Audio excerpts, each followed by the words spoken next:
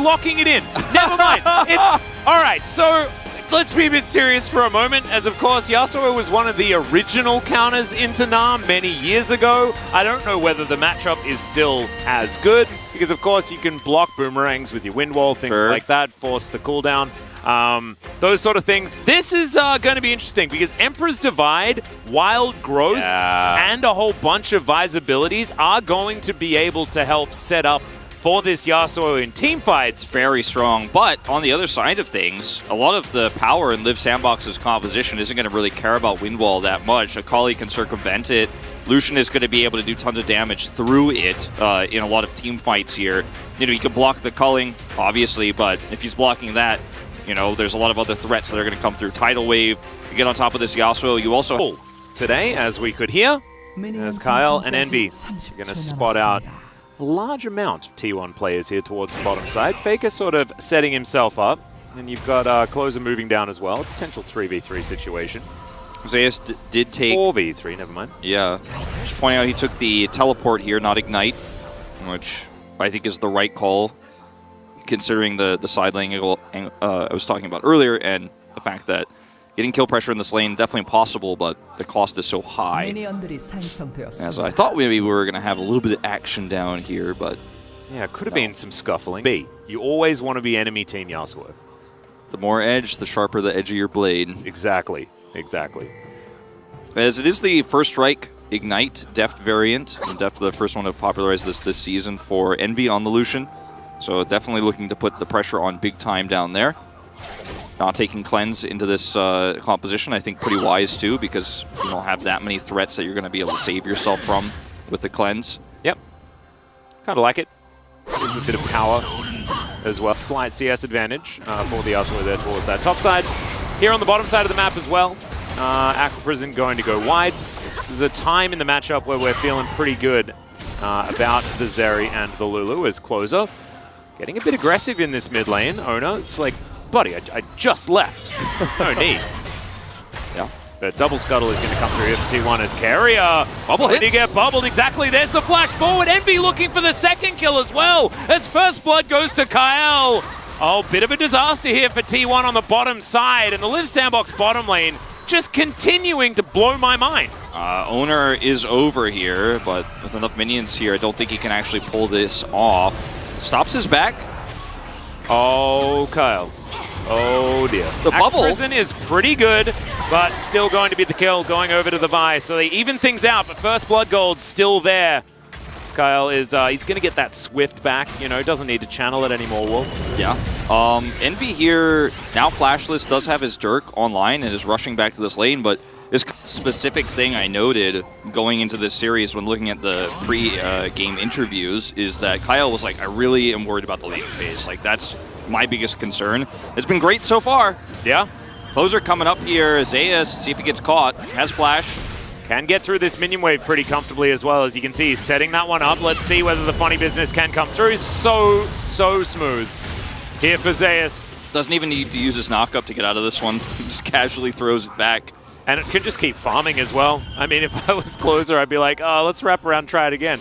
But no, he's got a full minion wave to pick up here. And, man, Zeus uses his flash, so his I'm going to drop the Herald. And surprised to see this Herald drop bottom side here instead of top, actually, considering the wave state up there, but we'll just be giving some plates over. Yep, Gumayusi going to ult as the culling comes through, and Gumayushi's able to get out of the way of it. The wave also sadly rolls by to the south, as Closer not going to find an angle in. Willer as well was on his Krugs, but isn't actually going to come over and help. So not a lot of ultimates left remaining. Yeah, kind of a bizarre play there from the side of Liiv SANDBOX, but potentially hoping to get a flash there, as Willer was so far away that there's no way he flashed Cyclones, although now he's seen. Yep, there's the flash forward. Carrier gets the polymorph down as Envy gonna get flashed on. Gumayusi desperately wanting to get a new pick it up. The final burst fire is going to get there, but now the Cyclone doing a bunch of work. Gumayusi trying to kite it out, but it's not going to work. Oh, the bubble's so good! As Kyle's got 3 kills so far this game. Is that going to be the 4th? No, it's not. He is going to give one over to his jungler as well. Oh, man. The most fed Nami I've seen in a long time, Wolf.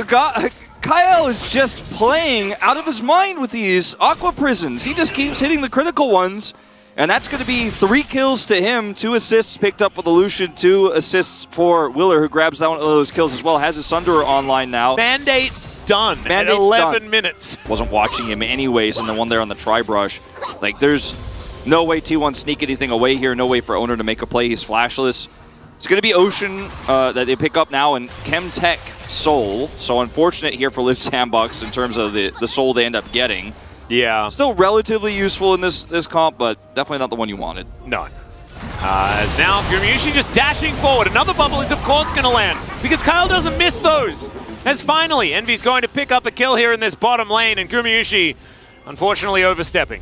Lane, even if that is dying 30 times, that was the right thing to do at that point in time. It's not his fault. And Zeus is going to, you know, it's sometimes, you know, the team diff.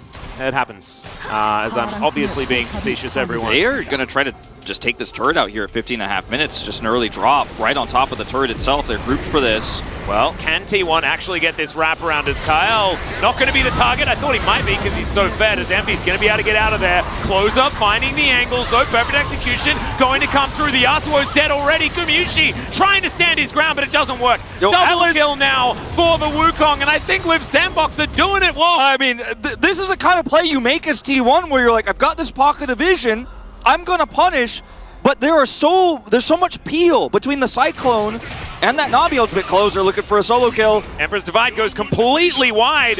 As Faker, he has the ability to walk over the wall. Closer, not so much. He's in the Thunderdome with all of these Sand Soldiers. Now trying to get these Qs to land as there's the backflip, and that's the solo kill. This game is looking off the rails. It's not looking great for T1 at this moment in time. 3,000 gold nearly. The advantage here for Liiv SANDBOX, that last fight, you've got Tidal Wave, you've got Cyclone. SANDBOX are actually the best team in the LCK. Like, I don't know. I don't know what kind of world we're living in, but it's a world where I do need to make that statement. As, all right, Ona is going to come in, see whether they can actually protect this. As Zeus in a whole bunch of trouble, he's just going to get taken down. As Ona as well, going to be eviscerated as Closer just cleaning up the backline. Perfect execution is beautiful as Faker is going to push the Akali into Gumushi. He has to flash, does manage to make it out as Faker grabs the kill. On to Closer, flashes out as well. I mean, it was a sick play from Faker, but everybody else is dead, guys. This game looks like it might be over, Atlas. I mean, that was the last chance T1 had to make a really strong proactive play. They had that pocket of vision. Notice those control wards just going to have to be decisive. They are going to have to look for a really nice turn. They have an amazing comp for turn, as we have seen several times. But they are going to have to be the ones to be willing to start that Baron up and force T1 into an uncomfortable position. Well, they should be able to get Faker's Zhonya's. Yeah, he just bought that. Yeah, managed to get that cooldown as Ona eating some honey fruit. It's the souped up version. As Liiv SANDBOX, they'll just grab themselves a soul. I don't think that there's going to be any response. I really love how they're playing this one as well as Faker. Yeah, he doesn't have that stopwatchy button again. He just can't survive that damage, even with the Zhonya's armor. So he's pushed back. He had 2 Zhonyas. Now he doesn't have it. Now he has to back because he's flashless. And they could do both this Drake and the Baron. And T1 tried to do, you know, trademark T1 play like, oh, we're going to sneak a Baron, but there's vision around there. Envy's between both objectives, holding this one together.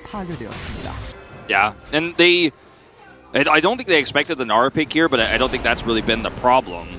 But they just kind of decided to be a little bit too fancy here instead of taking something like a Fiora that was left open to them. And, you know, the Azir here, like you mentioned, into Closer's Akali. Owner. Yeah, he's in trouble. There's the Cyclone. He's got the Wave as well, as Owner's going to have to take a bit of a wild growth and get sped up, get out of there. But still, that is a bunch of cooldowns now used. Yeah. One will lose their top outer turret. They're going to lose their outer turret, but very difficult for Liiv SANDBOX to start Baron without that Cyclone. Now we'll see if they feel with this back here that they've seen that they're comfortable to do so, but I don't think they will. And so Faker's actually been given a lot of space here with Teleport on the bottom side of the map. His Zhonyas is back up. His Flash is coming back up. And T1 are like, all right, well, there's a team fight we might actually get to play here on this Baron objective. It's not going to be a turn situation. It's going to be a 5v5 we might be able to take on our terms. This game is not over yet because of the lack of real hard side lane pressure for Liiv SANDBOX. T1 could just kind of survive, and look for one more miracle fight, which is definitely doable. It's definitely viable. It's possible, but unlikely. Yeah. That's what it kind of feels like at this point. But the gold lead has not really been stretched too much. The SANDBOX do need to try and figure out a way to close the distance. As Closer, he's got an idea. He's thinking, I'll just kill this Yasuo. And he does so.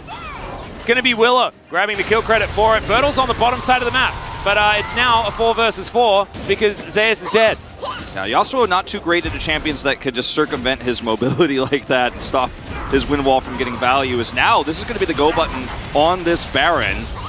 Yeah, what a T1 going to be able to do? Bertle's going to show up. That means it's a 4v5. Owner is going to be here. He could theoretically get in for a steal, but look at this. The positioning's fantastic. Bertle's there to try and get the Gnar as he dives over the wall. The wallop is just so good, and they were so prepared for the turn. It was beautifully done. Closer dives on top of Faker one more time. 5-point strike. That's the ace, and Liiv SANDBOX will win game 1. Liiv SANDBOX starting off with a bang here, Atlas. I mean, there's not much else to say. Start to finish, clean laning, punish plays over and over and over again. And Kyle, 3-1 and 13 on this Nami. Almost 100% kill contribution in this game. The guy was nuts. He hit the bubbles. T1 made some risky plays from behind, and now it's one man against them all. Yeah, this is the Yasuos that I'm used to seeing. We thought it was enemy team Yasuo. It was my team Yasuo in the end, as these Nexus turrets not long for the world. But this was basically flawless League of Legends from Liiv SANDBOX. You know, Just insane. Every time Liiv SANDBOX upsets a team or gets a win like this, there's always this, well, it was a bit of an off day for T1 there. Oh, they picked Yasuo. Or like, oh, Liiv SANDBOX got a little bit liquor. Oh, man, do you see that Willer steal? That shouldn't have happened. He actually, Cuz accidentally smited him. That wasn't actually supposed to happen. There's all these excuses, right? And Liiv SANDBOX are like, third place. Everyone's like, well, I mean, they're really, I don't know if they're going to make playoffs. I'm like, they're the third place team.